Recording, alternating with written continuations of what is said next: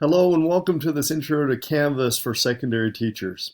Hey, we're going to get you started by going to the right URL for Canvas, which is irondistrict.instructure.com. So you head there, it's going to take you to the login page. Here you'll log in with your Active Directory account, which is the same way you log into PowerSchool. Now I'd like to see you follow along with me today so you can get the feel for what we're doing and actually have some muscle memory built by the end of this, because there's quite a bit to cover. Also, feel free to pause this video anytime. You have the pause button, use it. This isn't real-time training, so it's best if you pause as we do things so that you can be comfortable and move at your own pace. So with the login, you're going to use your Active Directory credentials, which is your first name dot your last name as your username and your password. Same one you use for PowerSchool. Mine is a little bit different, so don't be confused. Once you log in, you will see your dashboard, which highlights your courses. Okay. For you, as you log in for the first time, after PowerSchool has been rolled over in the summer, you'll start to see all of your PowerSchool courses updated here by term. So you'll see like the year of the course and the name of the course there. That's great and all, and you can, of course, build on that or import content into those courses. But just to get started, we're going to talk about starting in what we call a sandbox course, or a course that you've just created without any students already imported into it from PowerSchool. And you can always build in that course and then export the content out of it afterwards. So in order to do that, you go to this left-hand navigation over here, and we go to Courses. So under Courses, we're going to go all the way down. You may not have many courses, and you just click All Courses.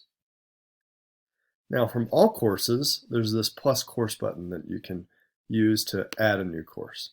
So I'm going to call this my Sandbox course. You can call it whatever you like, and just click Create the course. You can keep it private or otherwise, up to you.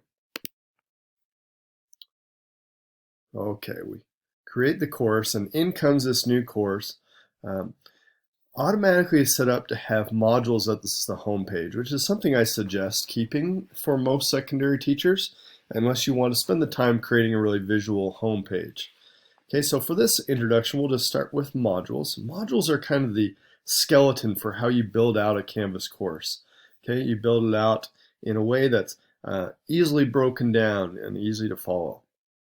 So my suggestion for you is you break down and create your modules as standards, so that as students or parents are looking for resources or ways to practice or remediate within a standard, they go directly to that module, the standard that they're trying to access. So that's how I'm going to build this one out.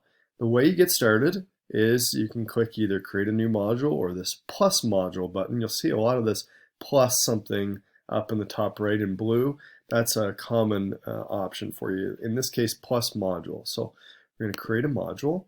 I'm going to call this module Standard 1. You could call it whatever your standard was going to be, and just add the module. And now you see Standard 1 as the heading come in. Now, modules allow you to add all sorts of content. Let's take a look at this. If I go on the plus button on this module, I'm able to add in assignments or quizzes, files, pages, discussions, text headings, which are just basically headings within the module, or links out to other external URLs or tools. Okay, just let me explain each of these really quickly. We're not going to go into all of these right now, but assignments are things that students actually submit to you, okay? But they're not necessarily automatically scored, whereas quizzes are generally automatically scored. And those are things, again, students submit to you through questions like you'd think for a normal quiz. Files are static files that are uploaded to your Canvas course that students could access. Pages are content pages which do not necessarily have submission options for students, but they can view things like slides, images, videos, like a web page, if you will.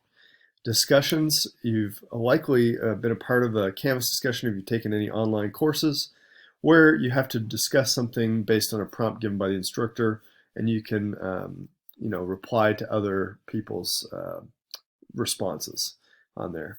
Text header is very simple, so I'm going to use that one first just to show you how it works. Click on text header, and I call this one maybe substandard 1.1. I don't know, that's up to you. And I can even indent that a level so you'll see what that looks like. So I have the substandard 1.1, but I want to put some files or some pages under. Let me start by adding a page underneath that. I click and add a page, and I don't have to have created the page already. I can just kind of make a placeholder for it right now under New Pages. I'm going to say Intro to Substandard 1.1. And you would hopefully never use this language of substandard, standard. Just call it what it is so people know what you're talking about. But in this case, to keep it general, I'll just use that language. Okay, so I have a page sitting there. I can have as many other things as I'd like using that plus button just to kind of create a skeleton of this course. Now let's go in and actually create a bit of a page here. I can add more modules if I'd like, so I could add another module for standard 2 later, and maybe I want to create all those now. For right now, I won't, but that's kind of how you'd see the modules break out. So now that I've kind of created a bit of a skeleton, I'm going to go in and actually do something in this page so you can get an idea of how the pages work within Canvas. And this is very similar. The content editor in Canvas looks very similar in Pages or assignments or in most of the things in Canvas. Okay, so I see this and I'm like, what do I do? Oh, I first have to click up here and click Edit. So I do that.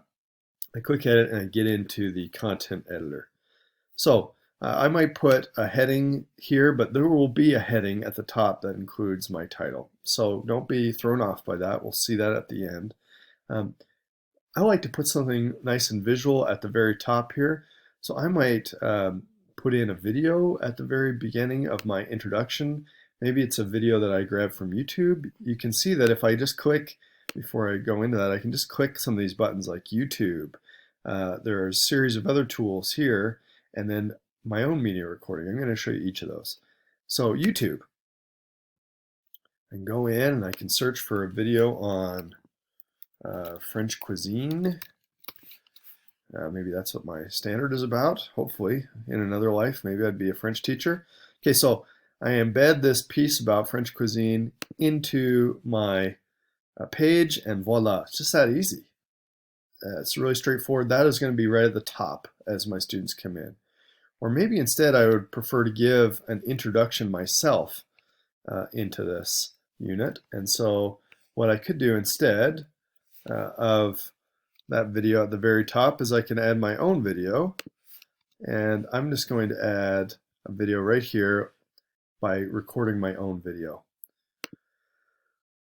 So I'm going to allow my camera to be used here and start the recording. Okay, here we go. And 3, 2, 1, coming at ya. Hey, welcome to my class about French cuisine. Whatever. Okay, finish, and that is just sitting there ready.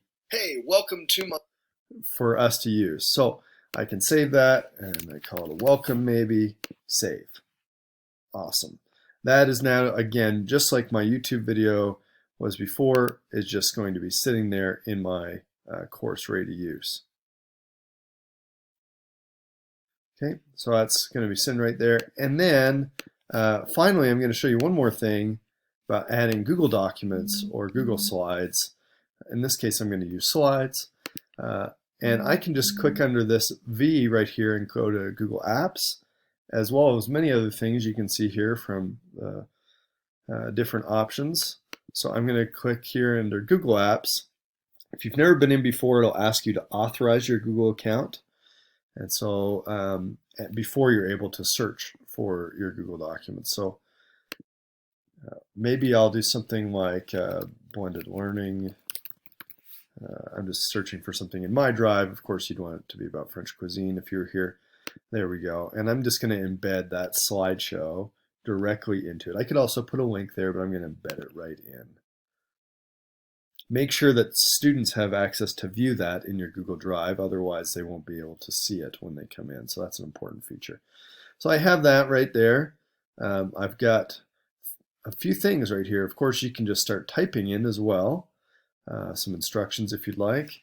Hey class, hope you enjoy, what have you, right? I can do that right here. There's limited options as far as fonts or other things here, honestly. There's just not a ton of options within the Canvas text editor.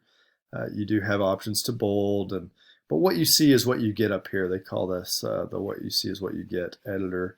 You have some options as far as size maybe, but not a ton of options up there, to be frank. Okay. Once I'm done, the thing, unlike Google Drive and other things, I have to save. Okay, I have to save my work. So I'm going to do that right now. Save it, and now that is saved. We'll take a look at what that would look like. Has that heading there, video of myself, slideshow that students can move through, and there you go. It's all right there. So, and my little text on the side there that you can't quite see behind the recording. So with that being said, now we're ready to move on, and I'm going to actually go ahead and under my home screen, I believe at this point I'm ready to publish the course and let students see it. Okay, maybe there's a few things I want to consider limiting from this for my students. You can tell which things are not visible right now to my students, like announcements and assignments. I can edit all that in the settings of my course. I'm just going to show you that first. Under settings, the navigation is where you might see a lot of these changes happen. So I can enable or disable any of these things that I don't want students to see. So if I'm like, hey, I don't want them really to be looking in at, for example, the assignments in my course, I want them to see all that from the modules, so I could disable that. Okay, that's anyway, I'm not going to go through all that, but this is where you would do all that, and then again, click Save, very important. Okay, so time to publish the course and see what this looks like for students. So if I want to publish a course, first I want to do is publish anything I want visible in the course. So I want students when they go in to be able to see Standard 1. And it's automatically going to publish the things within Standard 1 if I click there. If I didn't want them to see anything in particular, I could click and unpublish it. Right now I'm not ready for them to see Standard 2, so I'm not going to publish that. And so all we'll see when we go in and publish this is that students will see just this. The other thing I need to do is publish the entire course. So I publish the content, the modules. I also want to make sure I publish the entire course right here. Click Publish. And now when students go in, they will see this course, and they'll see, they won't even see the course if it's not published, and they will see this content. If I want to test it out, my suggestion to you is to use the student view. So you can use student view by just clicking here, student view, and voila, this is what we see. Okay, so at this point we've gone through some real basics. We've gone through getting into Canvas, logging in and finding a new course, getting started. From there we've used modules as the home page for that course, and we've been able to organize modules in the way we want. We've even talked about the different things you can add to modules, and additionally we've talked about pages and how to build content into pages. Lastly, talked about some of the logistical things like your navigation. You notice that assignments is not showing up here right now. I could have limited this a lot more, and I encourage you to limit it as much as possible.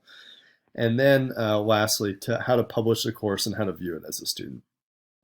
There's going to be a lot more coming up in how to use assignments under the assignment basics training, as well as how to do things in quizzes and all the other bells and whistles of Canvas. So stay tuned and feel free to call one of us from the Innovative Teaching and Learning team for help. We're happy to help.